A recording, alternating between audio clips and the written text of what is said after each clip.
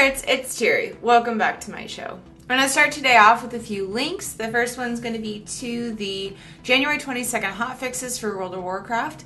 There's some interesting stuff in there, primarily what they did with the Sigils of Wisdom and the Sigils of Power. The Sigils of Power are only going to be available in Mogushan Vaults, and the Sigils of Wisdom will only be available in Heart of Fear and Terrace of Endless Spring, and a very, very small chance in LFR Mogushan Vaults. I'll link so you can see the hotfixes in their full glory. Also, another link will be down in the description about the Blizzard Internship Program Q&A they did, where people went into the chat and asked questions. They were answered. Usually I find the most helpful information when I look at frequently asked questions or go to Q&A. So check that out if you missed the live Q&A and see if your question's answered there. Also, if you haven't already done the Lunar Festival achievements in World of Warcraft, I'm going to link in the description below a little guide on how to get the most out of that. There's lots of achievements and fun stuff you can do. Something new in the faction world in World of Warcraft.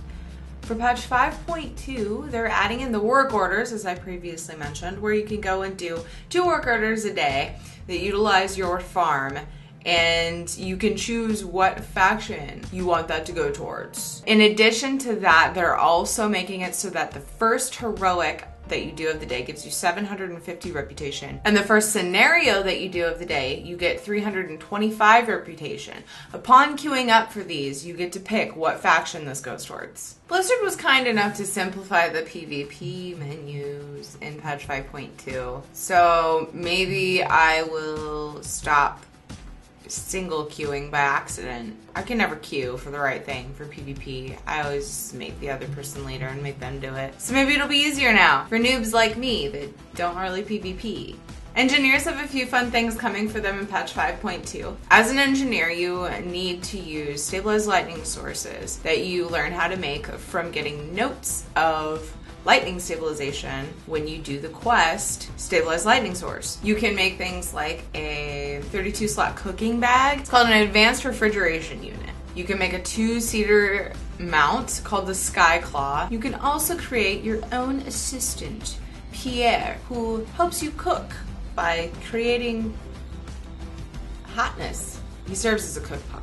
Same thing goes for blacksmiths. They get some new stuff that they can do in patch 5.2. It's similar to the engineer's quests, where you get a quest called Lightning Steel, you get the notes on Lightning Steel, and Lightning Steel ingots as a reward. After patch 5.2 comes out and is out for some time, the heroes, that's us, will discover the powerful Lightning Forge, which is in Isle of Thunder. You'll be able to craft raid-worthy items as well as old school items from Burning Crusade that you can no longer get the patterns for. The quest Lightning Steel and those notes you get for Lightning Steel will play a part in that. I will link in the description below so you guys can see some of the examples of the weapons to come. Wowhead has a bit of a raid preview for Throne of Thunder, and I think I linked you guys a different one before, but I'm going to link this one in the description below. It has tabs for every type of gear that are supposedly coming. Who knows what changes they can make, but it's just a little bit of a teaser to kind of get you excited about it. That is my show for today. Thank you so much for watching. I appreciate your support. Subscribe if you haven't already, and leave me a comment in the comment section letting me know why you liked or disliked this video. Come back and see me on Wednesday. I'll have another gaming video in between. Until then, take care. Have a great start to the week. I love you all. Bye-bye.